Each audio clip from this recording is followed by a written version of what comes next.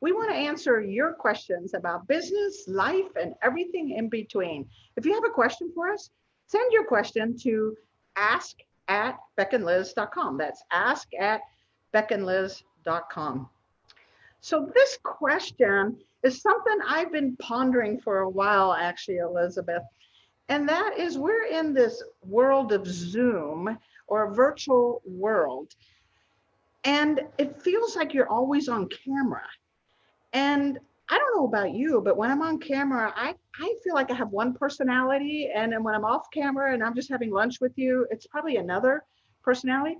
Do you think that might be happening in business meetings where people are not being authentically themselves when they are dealing with, online meetings like this or Zoom meetings?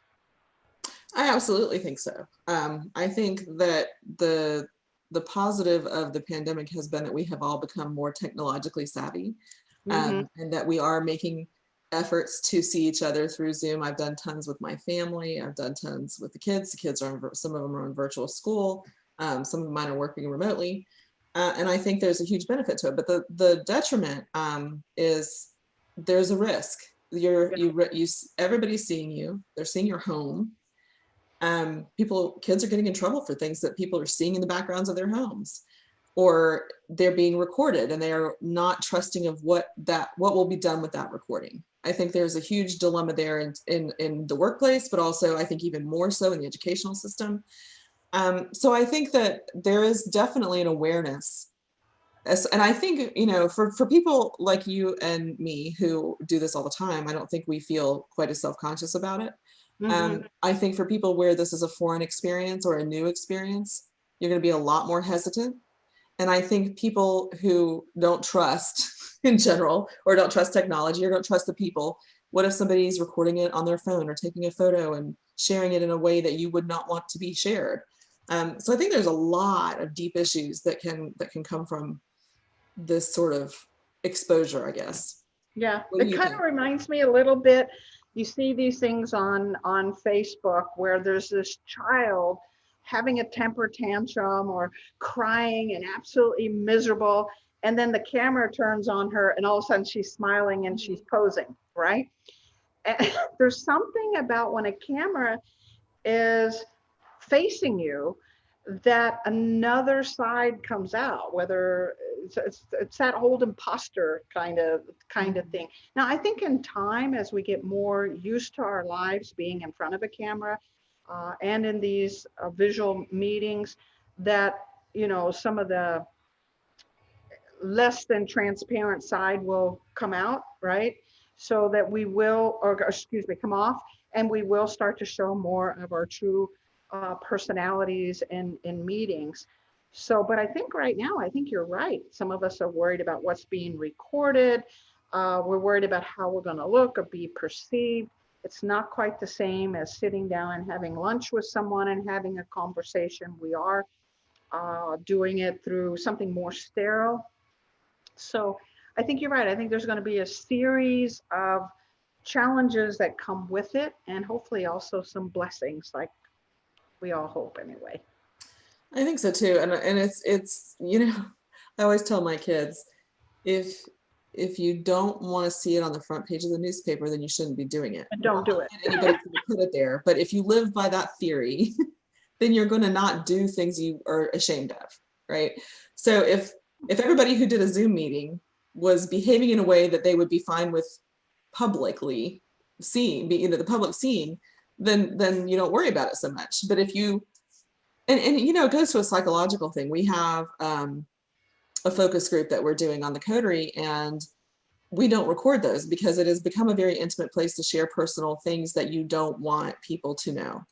Right. And we have developed a level of trust where the participants know there is no threat of that. No one is going to record, no one's going to take a photo unless it's been made clear. Right. But I don't think in general meetings in the workplace and the schools, you have that comfort level. And that's where it breaks down, Yeah. and what is the right of the business to record you in your home for a meeting that they might want to review? What is the right of a school to, there's so many issues Mm-hmm. that are legitimate, and you don't want somebody taking a photo of your kid on No, a Zoom I want without my your permission. grandchildren safe. Yeah.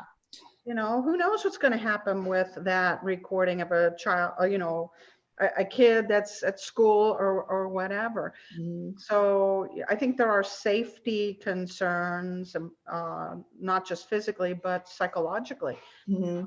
for all of us.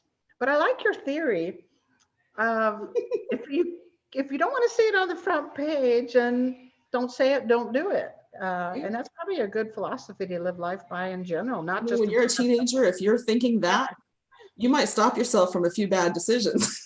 Yeah, I can think of a few right now myself. Right? Like, these are words to live by, hopefully. And so many kids get caught. They always get caught. Yeah. Girls sending nudie pictures, or boys sending Yeah. nudie pictures, or saying, every time somebody did a rampage of cursing on one of my kids' phones, we would happen to see it. We don't check them all the time, but we check them every now and then. We always caught them.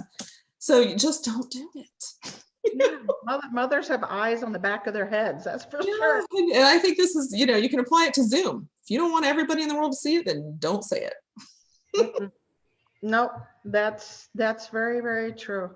Well, the goal of the coterie is to provide safe space to build community, and for each of us to be allowed to be ourselves, to be transparent and authentic and genuine.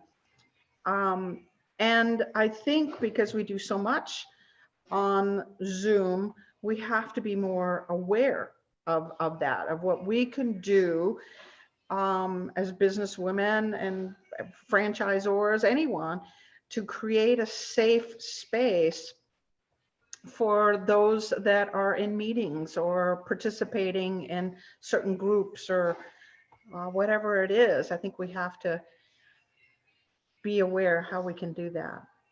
Well, I think you're right. And it just occurs to me, I wonder, and if anybody watching has an answer to this, you can send it to us. How many businesses have guidelines that they publish to their employees who are working at home? Here is what we will or will not do with your video, or we will or will not record it, or we will, if we do record it, here is our commitment that we will only use it for blank. Or here's what Does that exist, or is it something that needs to exist by virtue of the fact that we've been forced into this situation? I think that would be an interesting thing to know. And reverse what you are allowed to say and what you're allowed to do in this scenario, because we have become more casual because we're at home. That doesn't mean we're more transparent, but we are more casual. So we may not be as professional as what we may have been before. I mean, our show a little bit earlier, my contractor's going back and forth. I saw him. Well, and my husband just walked in and gave me a kiss goodbye. We weren't on during that, but Yeah, we're in real life, and so we're more casual, more real that way. But are we being as authentic and transparent in our meetings? So it's a question to ponder. I'm not sure we're going to have an answer in the 8 minutes allotted to us today, Elizabeth. No, but I think it's a bigger discussion too. I would love to get into it a little bit more deeply and maybe find out if people have guidelines, and should we be having guidelines? I don't know. Yeah, great question. To make people feel safer. I mean, we have guidelines on the coterie for behaviors, like you're supposed to be supportive and respectful and kind, and not, confrontational or mean, or like social media mean. Right. So I don't know. It's something that I think is a really interesting thing we need to delve a little bit more into to answer and see what makes people feel comfortable in these situations. Agreed. Yeah, for today, that's all we got. Thank you for joining us. Where passion and purpose collide, profits are made, and relationships are forged. This is Beck and Liz signing off and wishing you another purpose-filled and profitable week.